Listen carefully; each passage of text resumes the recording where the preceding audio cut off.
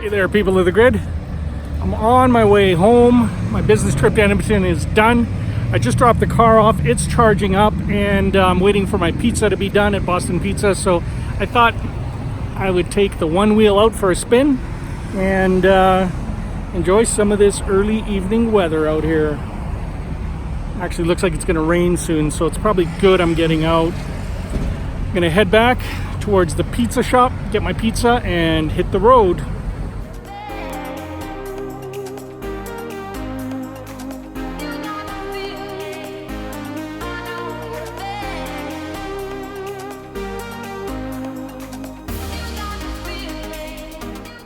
Such a nice trail.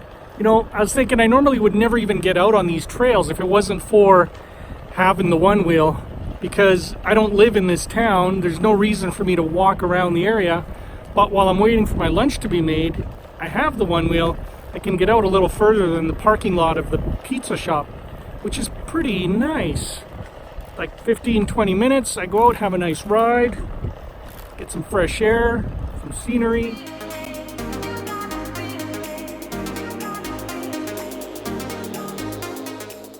A really nice way to clear the mind. Back home, we've got Ethan at camp. He's well underway there. It's rained on him a few times, I think, already. We haven't heard from him because they don't have any, the campers aren't allowed to have any cell phones. We know it's going good there, though. His stuff for Disneyland is all packed. He's ready to go at home.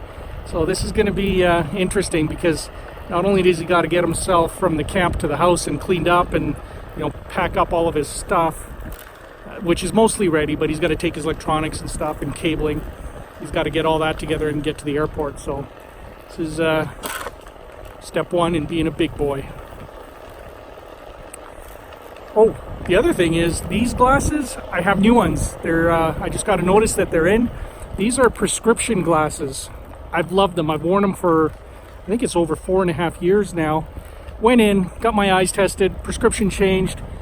So I've already got my regular glasses. They came in. But these glasses, they just came in today. So gonna go pick them up this afternoon. I'm just a little bit bummed. These are Oakley's, my favorite kind of glasses to wear. I ordered another set of Oakley's, but they didn't make them with the white stems anymore. They only have them in black. So I've got black with black lenses. I'm toying with the idea of painting my black ones when I get them. I'll see, because I really like the way the white looks. I love white glasses, sunglasses. Yeah, I'll let you know later how that goes.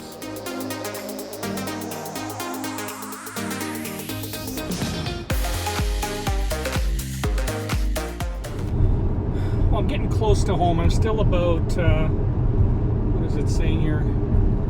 Another hour and 15 minutes away, and it'll be a late supper with Tammy and the girls. That's okay. It's Friday night. It's awesome. I wanted to share with you guys a bit of a public service announcement around electric vehicles and charging. And I realized when I was on this last trip in Edmonton, what I always do is I check PlugShare.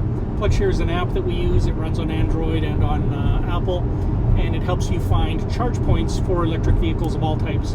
Really handy app. And it's cool because when you go to a charge point, you can actually check in electronically and then tell it how long you're going to be charging for. So you can say, I'll be here for 8 hours, or I'll be here for 2 hours, and you update it.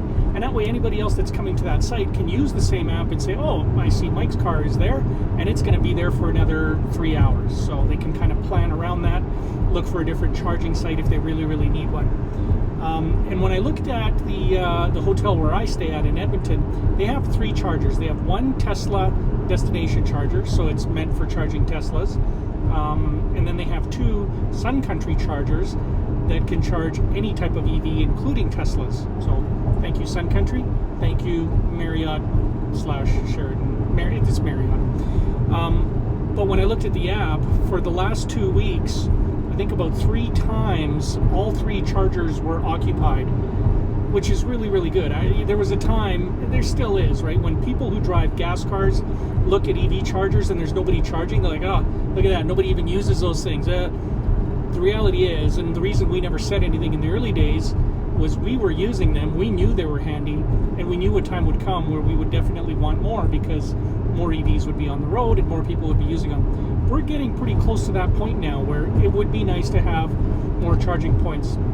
Not so much for Teslas. I think we're covered pretty well, but for all the other EVs that are out there. I mean, even for Teslas, they're building out a Canada-wide network, which is going to be awesome. So more is always better when it comes to charging locations. Just like gas stations. It's good to have gas stations at regular intervals so that you can cover off the travel you want to do. Now, what I wanted to touch on, what I wanted to talk about, is some things around etiquette. Etiquette around how you use the chargers. In the early days, you shouldn't have, but you could plug in and charge for the 4 hours or the 8 hours that you needed to, and you could leave your car sitting there a little longer, because there were very, very few electric vehicles out there. It didn't make it right back then, and it's definitely not right now. So nowadays, if you plug into a charger, take the charge that you need, and then go move your car.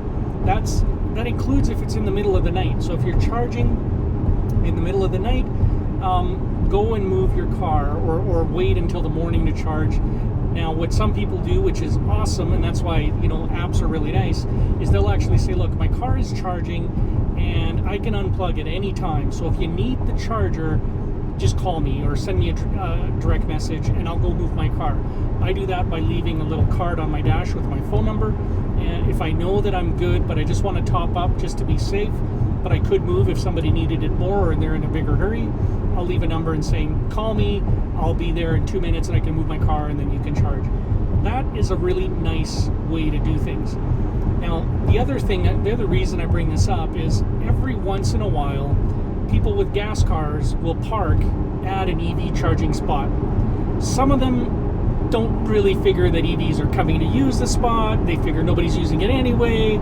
Some of them are just, it's a spot that's closer to where they want to be than the other spots. But what you need to know is that those spots are needed by electric cars, and they think of them as a handicap spot.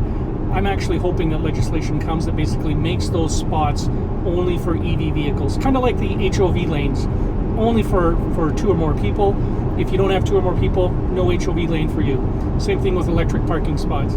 If there's a charger there and you're not an electric vehicle, you can't park there. If you do, you get a ticket. I'm hoping we get to that point. I think that'll be a good thing. Now, here's something and a behavior that's sort of cropping up that I just want to warn people about, because what some people, and it happens 2 or 3 times a year around the globe, where somebody with an electric car gets so upset that there's a gas car parked where they need to charge, and rightly so. I mean, they need to charge, that gas car is taking the spot, they get upset.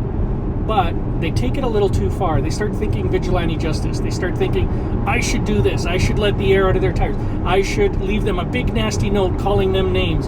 I should take a picture of their car, and even them when they come, and put it all over the internet. I should call the business that is, listed on that vehicle and let people know. And then I should go on Twitter and Facebook and social media and have everybody blast that. Don't do that. That is the equivalent of vigilante justice. And while it may seem like a good idea at the time, while it may even feel right to you at the time, it's never right. There's never a justification for vigilante justice. The reason we function well as a society is we have laws and rules, and you have to fall back on those. So if you're really, really upset, call the local police, call the local parking authority, call the establishment that is hosting that charger, let them know.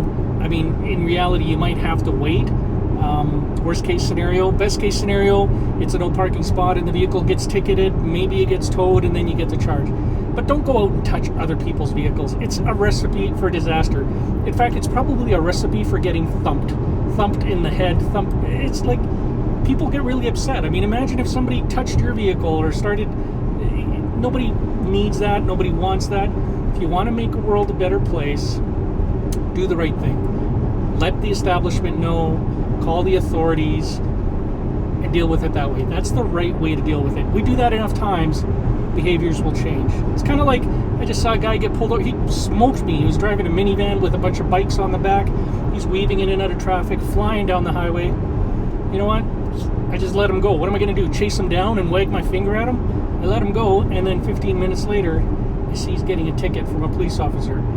I'm not happy about that. I don't take joy in other people's suffering, but at the same time, you know, that's justice being done. Now, maybe some people do that and they don't get caught. Eventually they will. If you break the rules enough, it's going to catch up with you. So, same thing with EV parking. If you have any questions about that or any thoughts about that, let me know. I get it. We all get heated. We all get excited. But think before you type.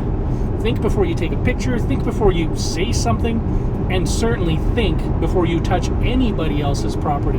That's never a good idea anywhere. Ever.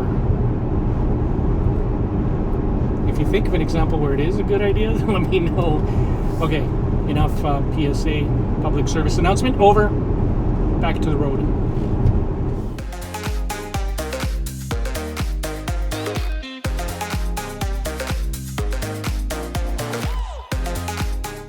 Hey people of the grid, it's Friday night. I made it home, picked up my wife, my girl, and I went to get my new glasses. Oh, wait. There we go. They look different. I like these them. Are the new hotness. These are my new prescription. Gonna be good. Be good for the trip to Disneyland. All right, we're gonna start our Friday night. Hope you guys have a good Friday night. Have a great weekend. Miker. Tammy. And Tammy out.